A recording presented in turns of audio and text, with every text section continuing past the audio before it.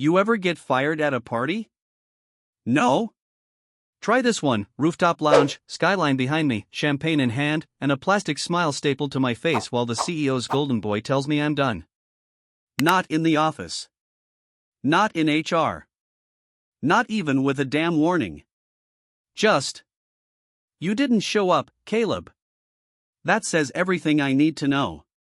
I blinked. "Sorry, what?" He leaned in, grinning like a politician caught cheating and somehow still polling higher. "My birthday. You RSVP'd. You didn't come. That's what this was about? Not missed KPIs, not budget overages, not insubordination. A damn birthday?" I'd spent that night buried under mock-ups and wireframes, fixing the UX on a multi-million-dollar client portal he barely knew existed. But no, I didn't show up to watch a trust fund kid blow out candles on a $4,000 cake. Now I was out. He sipped his drink. Gotta protect the culture, man. Loyalty's everything. I stared at his cufflinks. Little gold rockets. His dad used to say they represented aspiration. I always thought they looked like tiny middle fingers. I didn't make a scene. That's the part that still pisses me off. I shook his hand. Said I understood. Even laughed. Then I walked out of the party, my own goddamn goodbye party, apparently, into the cold Manhattan air. But here's what he didn't know. That UX project? The one I stayed up all night for? It wasn't just a portal. It was a pitch, my pitch. A side idea I'd been grooming in the shadows of his father's empire. I'd slipped it into the client review as a potential future module, and guess what? They loved it. "Who designed this integration model?" the exec had asked. I lied. Said it was a team effort. Because I was still playing loyal. Still holding the blueprint for something bigger in my back pocket. But now I didn't owe them shit. So, I made 3 calls that night. One to a venture capital firm I used to mock. One to a dev team in Toronto that owed me favors. And one to a woman named Erin whose name the CEO's son wouldn't recognize, but whose legal team would make his hair fall out if they ever tangled. By morning, I wasn't unemployed. I was liberated. Here's the thing about being underestimated: it only works until the invoice shows up with your name on it. And the one I sent? It had 10 zeros. Cliffhanger for part 2. By the time he realized what I'd done, it was too late. The contract was signed. The product was live. And the billion-dollar deal? Didn't have his company's name on it. It had mine. And that wasn't even the best part. He called me at 3:16 a.m. That's how I knew he was panicking. "Caleb. What the hell is this?" I was in my new apartment, bare walls, borrowed chair, takeout boxes as furniture. I stared at my phone like it owed me a cigarette. "Good morning, Tristan," I said, deadpan. His voice jumped octaves. "You signed a contract with Altiverse? You went behind our backs?" "Our backs?" I laughed, sharp. "You fired me, remember? At your party. Because I missed your candle circle.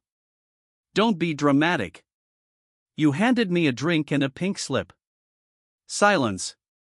Just his breathing, shallow and confused. That's the moment I knew he hadn't read the contract yet. Hadn't seen the clause. The one that named me lead architect and sole IP holder for the integration system, filed 3 weeks before he cut me loose. While he was planning balloon arches and bottle service, I was patenting his company's future. "Do you know what this does to us?" he whispered. "My dad is going to lose his mind." Ah. There it was. "Daddy. You think I'm worried about a legacy hire with a god complex?" I said. "I built the prototype. You cut me out. And now I've scaled it with a company that actually gives a damn." He tried to sound hard. "We'll sue." I leaned back in my chair, watching the city blink like it didn't care who was winning. "You'll try," I said. But you don't have standing. You fired me before I deployed. And that clause in your NDA? The one that says any external ideas must be disclosed in writing? Go check your email. Dated. Signed. Attached. His silence was delicious. Tristan, I said, voice cool, this is what happens when you confuse loyalty with obedience. He hung up. The next 48 hours were chaos on their side. Leaked emails. Internal audits. His assistant quit. Half the dev team reached out to me. And Altiverse?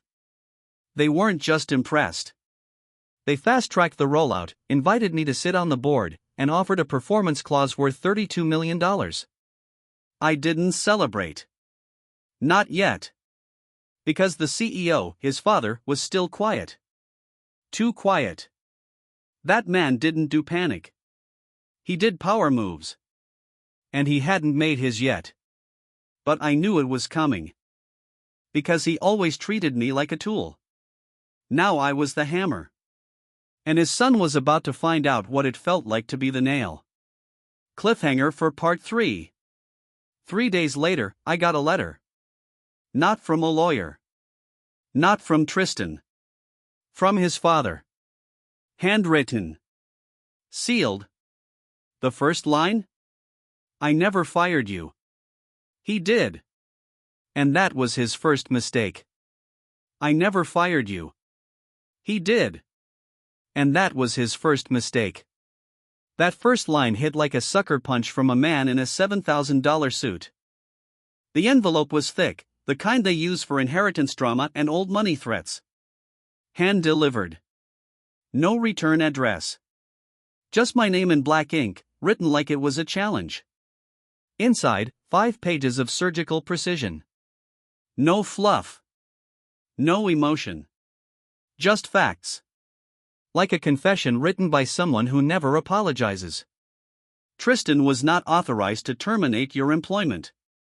That action was taken unilaterally and without board approval. I stared at that line so long the words started to swim. My heart didn't pound. It didn't have to. The rage had calcified by now. Turned cold. The kind of cold you don't feel until your bones start cracking. We valued your contributions, the next paragraph read. Even if my son did not understand their weight. Translation, we needed you. He didn't.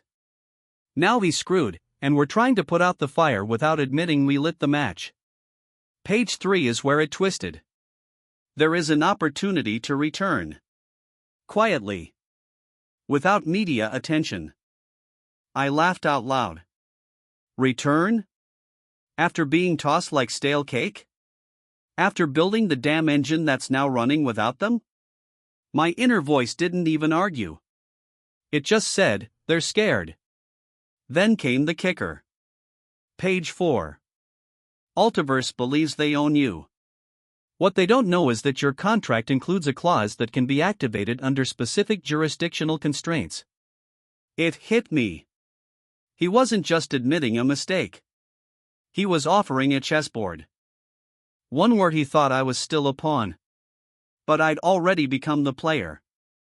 That night, I sat at my tiny kitchen table, takeout boxes stacked like filing cabinets around me, and reread every word. There was no apology. No remorse. Just strategy. A man trying to wrest back control with the only tool he knew, leverage. He didn't know I had my own. I opened my laptop. Pulled up the deployment logs. The API key that started this whole thing was mine. Registered to my name. With biometric encryption. Every ping, every data pull, every authentication flowed through the gate I built. The architecture couldn't function without my fingerprint. So I made a decision. I walked to the fridge, grabbed the last beer, and drafted a reply. To the board of Harrington Corp. I respectfully decline your offer of reinstatement. I have moved forward, as has the future. Thank you for confirming your son's mistake in writing. That will be useful. Sincerely, Caleb R. Shaw. I hit send. Then I forwarded the CEO's letter to Altiverse Legal. BCC'd the CTO. And I waited. 4 hours later, I had a meeting request. Emergency board review. Altiverse. They were circling the wagons. But not against me. Against the Harringtons. You see, while Tristan was busy making birthday playlists, I had written the actual terms of engagement. And his dad had just confirmed in ink on letterhead that I was wrongfully terminated. Altiverse could now press breach of contract charges.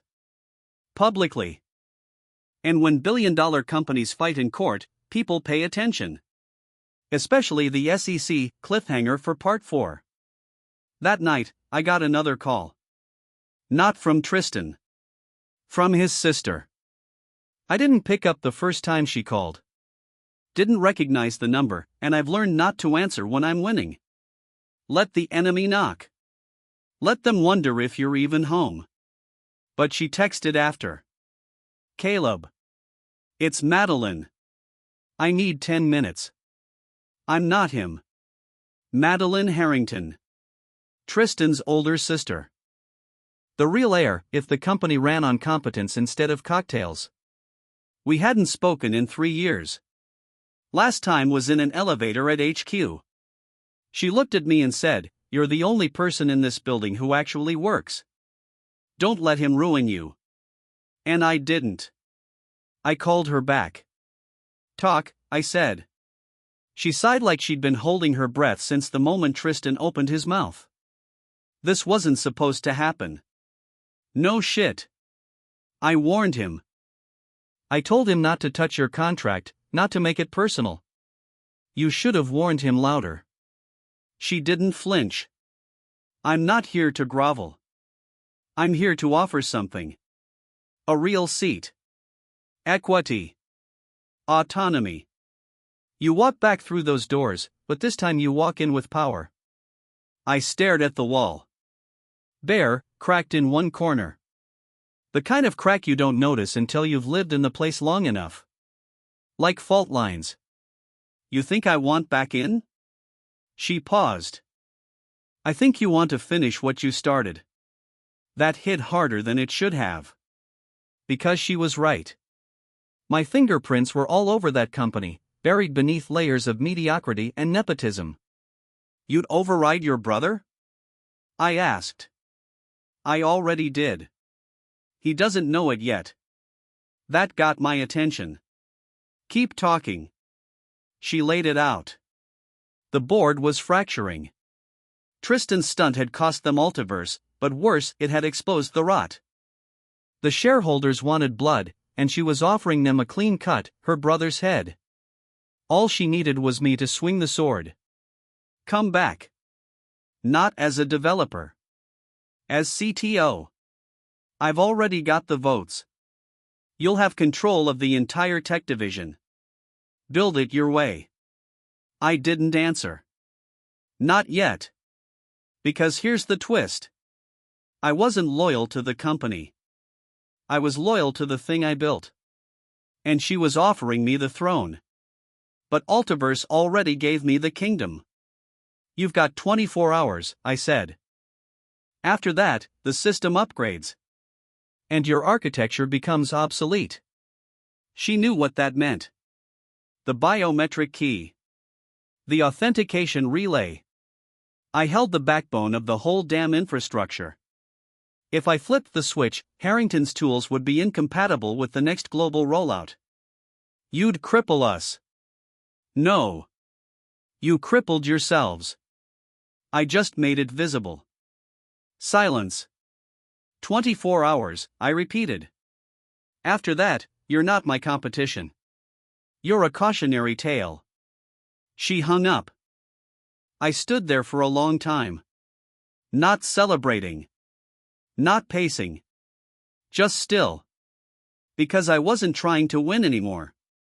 I was trying to decide who deserved to lose. Cliffhanger for Part 5. The next morning, I got a notification. System breach attempt. Guess who tried to use my old login? You ever watch someone try to rob your house while you're standing in the living room? That's what it felt like when the alert hit my phone. 6:14 a.m. sharp. Unauthorized access attempt detected. Origin, Harrington Corp HQ, IP traced. Logged. Snapshot taken. I didn't panic. I smiled. Because this is the part no one understands, you don't burn a bridge if you wired it with C4 first. I hadn't just built the system. I'd built the trap inside it. And now someone had stepped on the pressure plate. I opened my laptop. VPN active. Two-factor in place. Retina scan done. The security dashboard flared to life. Username attempted, Shaw. Timestamp, 6 hours 14 minutes and 22 seconds. Location, Executive Suite, Floor 42, Harrington HQ.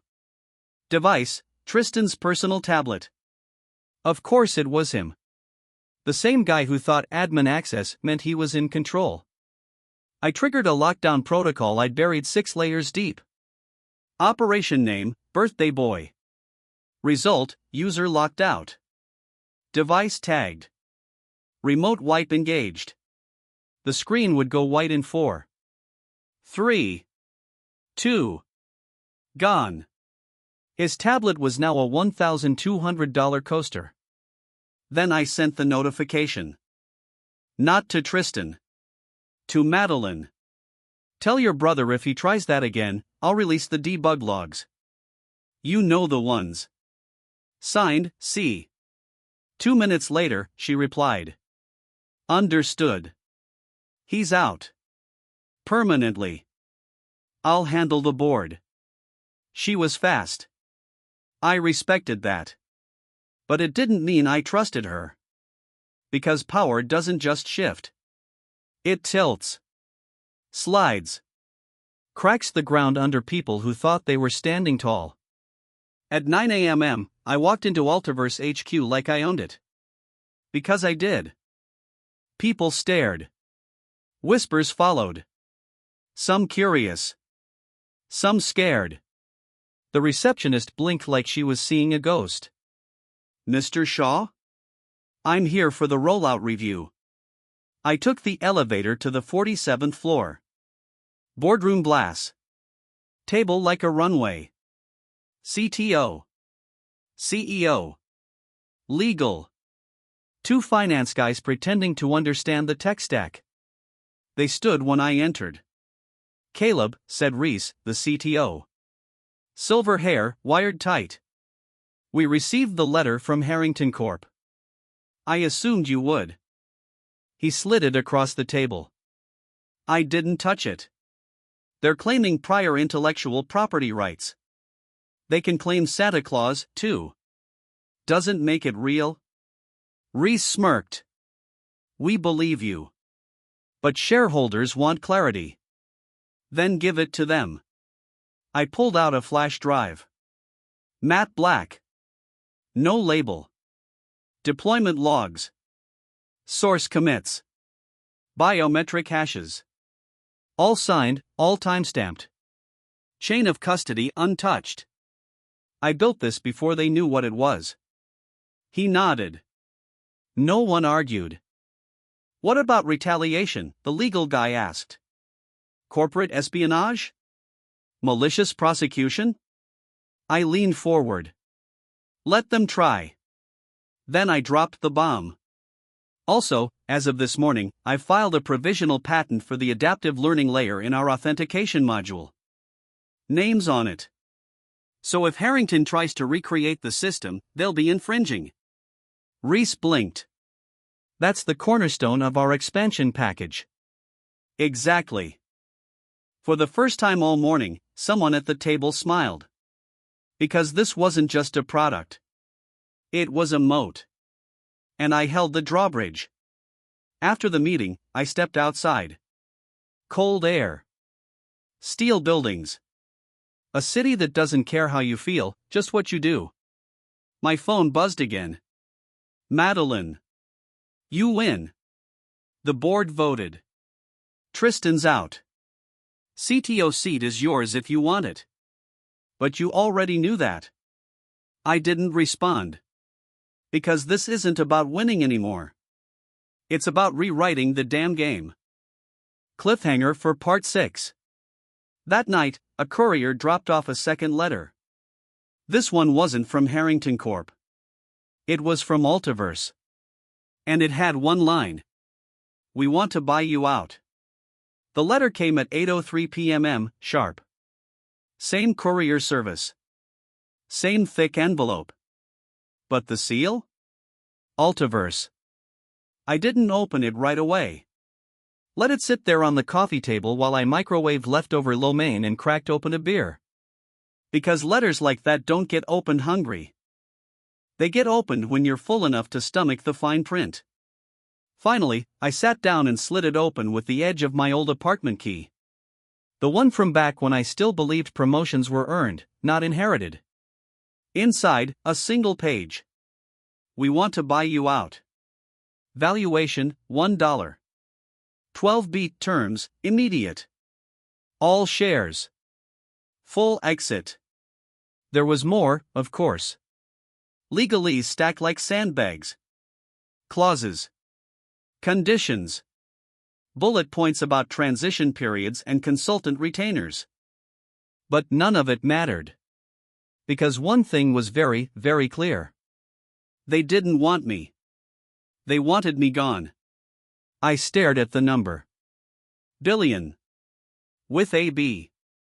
That used to be science fiction for guys like me. Background in product design, 3 semesters of CS, barely enough money to cover rent and a Red Bull addiction. Now it was my price tag. That should have felt like victory. Instead, it felt like bait. You ever hear a shark doesn't stop moving or it dies? That's what this felt like. Like they wanted to stick a hook in my jaw, reel me out of the water, and put someone quieter in my place. I read it again. Slowly. Exit offer. Immediate. That meant no negotiation. No growth shares. No dual structure clauses. Just, take the money and vanish. And then I saw the signature. Not Reese. The CEO. Altiverse had brought in a new guy 6 weeks ago. Mergers specialist. Big on vertical integration, lean ops, minimizing founder drama. I looked him up when he started. Name, Jace Varner. Wall Street Golden Boy. Ivy League, Bain, 2 Fortune 100 turnarounds, and a podcast where he once said, a founder's job ends when the market arrives. That guy just put a price on my silence. I called Madeline. She picked up on the second ring. Let me guess, she said, they offered to buy you out. 12 billion. She whistled. Not bad for a guy they thought was expendable. I could hear her pouring something. Ice clinked. You think I should take it? I think you should ask yourself why they want you gone so badly. I already knew why. Because I wasn't just a product guy. I was the bottleneck. The firewall. The walking, talking kill switch for their most valuable platform. I said nothing. Madeline did. They're betting you'll take the money and run. Retire to a beach. Maybe start a podcast about burnout and bootstrapping. They're not wrong. But you're not that guy, Caleb. You never were. I laughed, but it sounded thin. I could be. With that money, I could be anyone. She went quiet. Then, softly, if you walk away now, it doesn't make you a sellout. But it does make him right. Her brother. The birthday boy. Tristan, who fired me like I was a bartender that got his order wrong. I hung up. Not out of anger. I just didn't want her to hear my answer. Because I didn't know it yet. So I did what I always do when I'm not sure. I worked. I pulled up the architecture map. Laid out every node, every protocol. Not for them. For me. I needed to see it all again. Needed to remember exactly what I'd built. At 2:14 a.m., I found something. Buried deep. A ping I didn't recognize. Third-party call from a server node rerouting through an IP block in Singapore. That wasn't me. That wasn't authorized. I traced the signal. Traced it again. Then froze. It wasn't Tristan. It wasn't Madeline. It was Altiverse. Using a backdoor I didn't know existed. Accessing parts of the framework I hadn't licensed. Parts they shouldn't even have. And that's when it hit me. The buyout offer wasn't about removing a threat. It was about covering up a theft. They weren't just trying to buy me out. They were trying to buy my silence. Cliffhanger for Part 7. By sunrise, I had a plan. It started with 3 encrypted drives, a flight to D.C., and one name. Senator Ashbury. The man who just launched an inquiry into tech monopolies. He wanted a whistleblower. Now he had one. The red eye to D.C. Landed just before 7 a.m. I hadn't slept. Hadn't blinked much either. The stewardess asked if I wanted coffee. I said no. My blood already tasted like voltage. In my carry-on, 3 encrypted drives, each one loaded with everything I'd need to detonate a billion-dollar cover-up. Deployment logs. Packet traces. Signed keys. Source code with timestamps that danced like a courtroom drumbeat. I'd labeled them for flair. The birthday lie. The kill switch. Ghost protocol, Altiverse backdoor. Call it petty. I call it precise. I was in a cab when the call came. Private number. Answered on speaker. Caleb Shaw? This is Senator Ashbury's office. We received your secure message. The senator can meet you today at 11:45 a.m. Office of Technology Oversight. I'll be early. Of course. Bring identification and the materials you mentioned. They hung up before I could ask anything else. The cab driver looked at me through the mirror. You a lawyer or something? Something, I muttered. Then looked out the window. The city was wet. Not raining, just damp. Like everything was sweating. The Capitol loomed ahead, white and smug, like a judge waiting to sentence someone who didn't clap loud enough.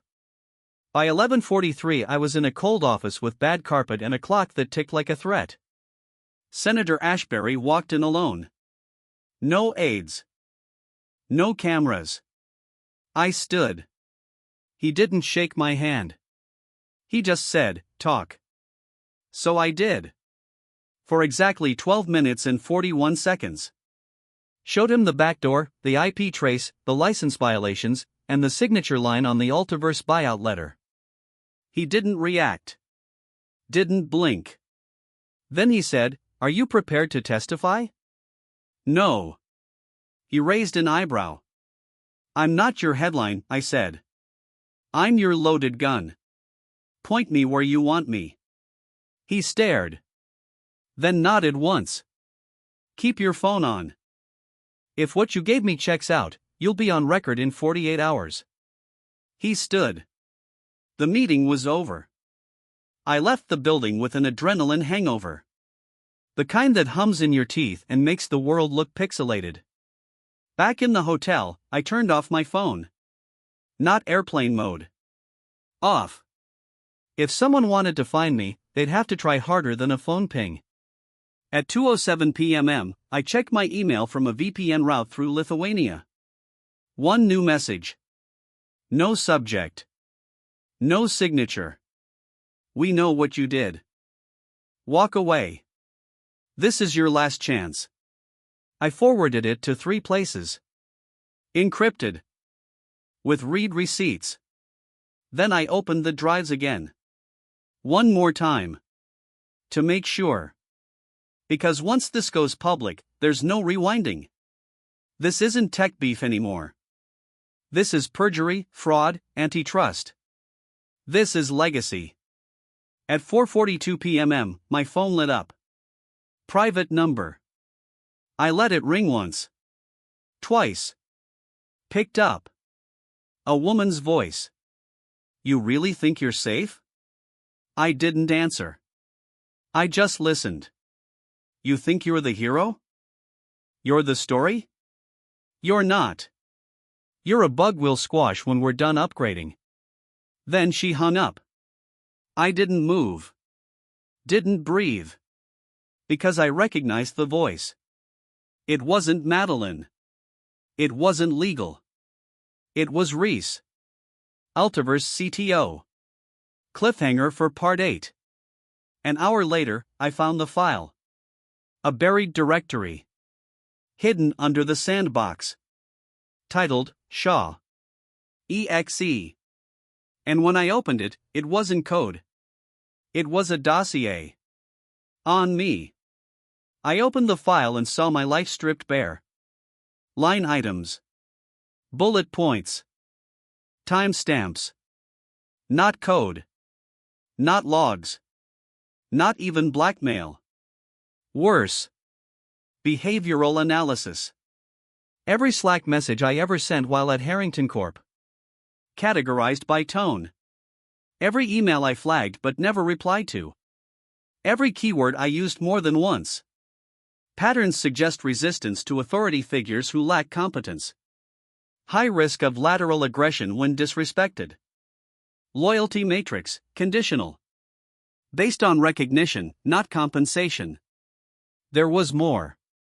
Medical records. College transcripts. Notes from my old therapist I never even digitized. One entry hit me hard.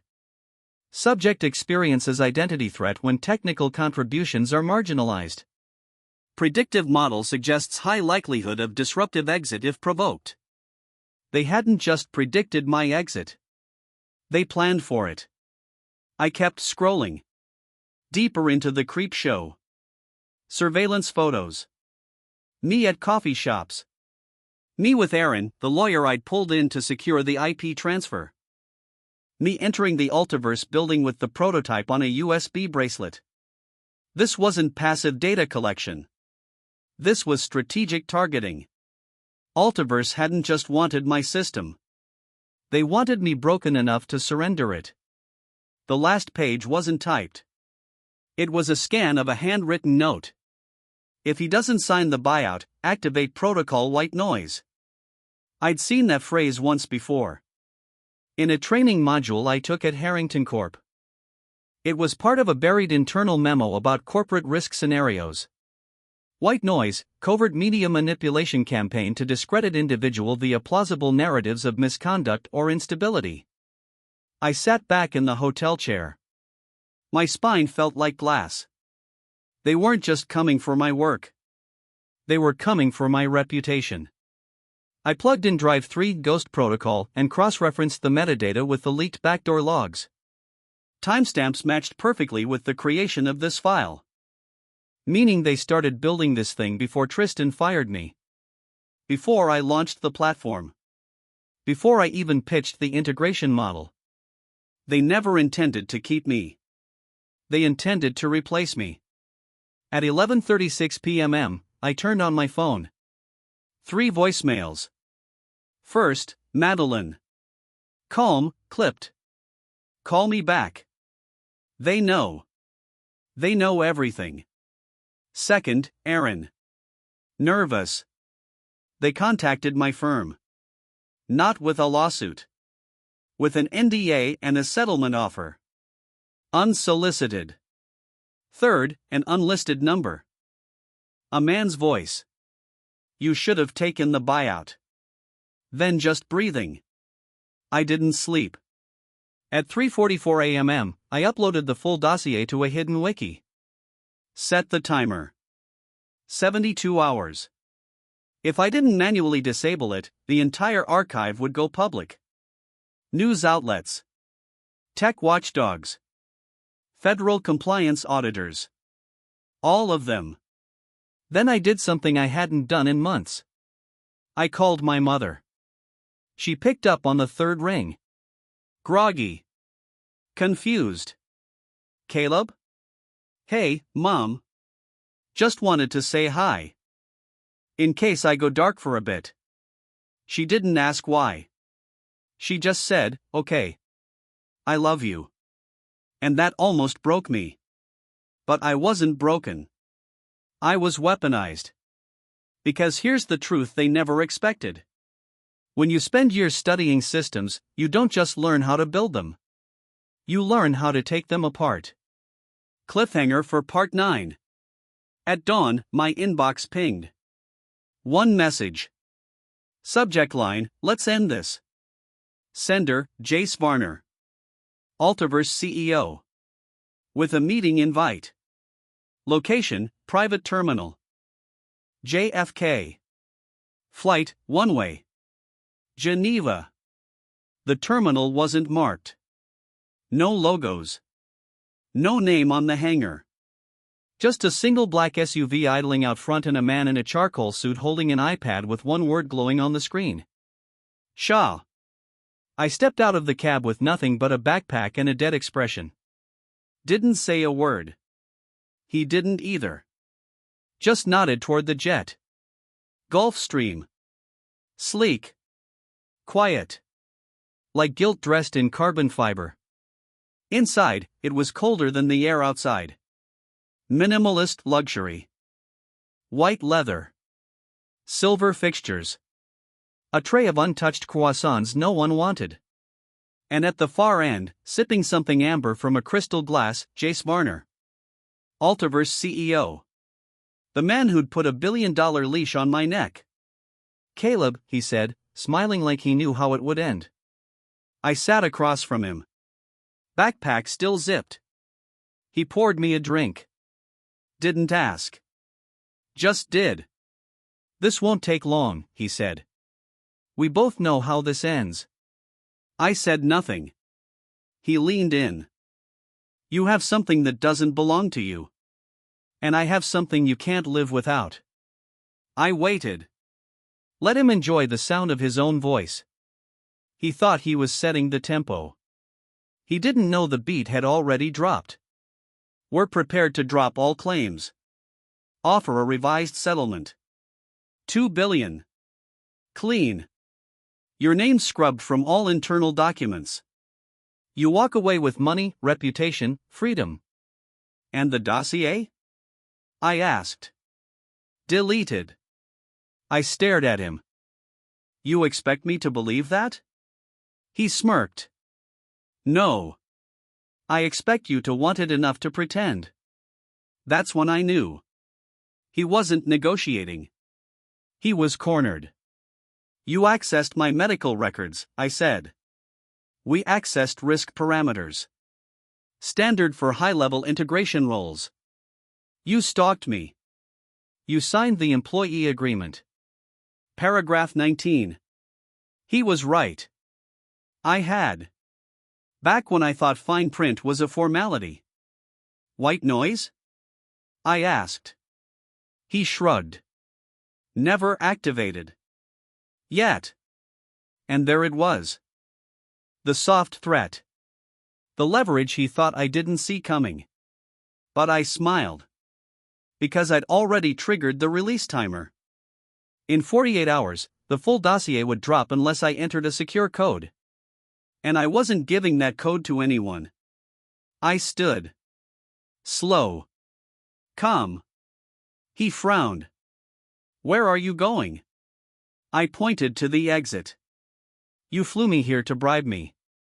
But all you did was confirm the leak is real, the fear is real, and your playbook is as dirty as it is predictable." I turned toward the door. "You walk out now," he said, "and we burn you down." I looked over my shoulder. Then I guess we're both flammable. I stepped off the jet. Back into the cold. My phone buzzed as I hit the tarmac. One message from Aaron. It started. "They're scrambling. You still want to go through with it?" I typed back one word. "Yes." Then I boarded a commercial flight. Economy seat. Middle row. Surrounded by screaming kids and the smell of stale pretzels. Because sometimes the most powerful move you can make is flying home like you have nothing to hide. Cliffhanger for Part 10. By the time I landed, the leak had gone live. And the first headline wasn't about me. It was about Reese. Altiverse CTO under federal investigation for data espionage. Turns out, they should have checked who else I copied on that upload. The inbox was chaos by the time I hit the ground. 37 missed calls. 62 unread messages. 14 flagged press inquiries. And 1 email from Senator Ashbury's aide, marked urgent. We need you in D.C. again. Testimony requested. Whistleblower protections confirmed. But it wasn't the senator who made the headlines. It was Reese. Altiverse CTO under federal investigation for corporate espionage. Exclusive, internal dossier exposes illegal surveillance program at tech giant. Whistleblower shatters billion-dollar buyout scheme. Reese denied it, of course. Said the logs were doctored. Said the file titled Shaw. EXE was fake. Too bad I'd included her voice on that call. You're not the hero. You're a bug we'll squash when we're done upgrading. Her voice. Her threat. Her career. Vaporized. I walked through JFK with a carry-on, sunglasses, and the kind of attention you don't ask for. People stared at their phones, then at me, like they couldn't believe the guy in the hoodie was the one who cracked open a billion-dollar lie. I didn't care. Because in my back pocket was a letter. Hand-delivered. Signed. From Altiverse Board. They dropped Jace. Turns out they weren't too fond of secret dossiers, data backdoors, and billion-dollar hush attempts. Turns out some of them still had a spine. The letter offered me something else entirely. Not a buyout. Not an NDA. Control. Executive chair of a new division. Full autonomy. Platform independence. My system, my rules. But I didn't answer it. Not yet. I flew to D.C. the next morning. Sat in a windowless room and testified. No cameras. Just recorders, pens, and men in suits who didn't smile. They asked what I built. Why I built it. Who tried to steal it. I told them. Every word. And when they asked what I wanted out of this, I didn't say justice. I said, accountability. Because justice is slow. But accountability can sting overnight. By the next week, 4 other companies announced internal audits. CEOs went quiet. CTOs updated their LinkedIns with phrases like pursuing new opportunities. And me? I moved into a new office. Top floor. No name on the door. Didn't need one. People knew. Altiverse still offered the chair. I took it. With one condition. Every single surveillance file collected on any employee would be disclosed, deleted, and disavowed. They said yes. Fast. Because sometimes, the price of silence isn't a number. It's the sound of everyone else being forced to speak. A month later, I stood at a different party. Not on a rooftop. Not with champagne. Just a bar, a few old friends, and Erin nursing a gin and tonic while reading headlines off her phone. You realize, she said, you just made more enemies than Zuckerberg and Musk combined. I sipped my drink. Then they'll need better code. She laughed. Still the smart ass. I raised my glass. Still standing. And that's the thing. I didn't set out to be a whistleblower. Didn't want revenge. Or fame. Or board seats. I just missed a birthday party. And some spoiled CEO's son thought that made me replaceable. Now.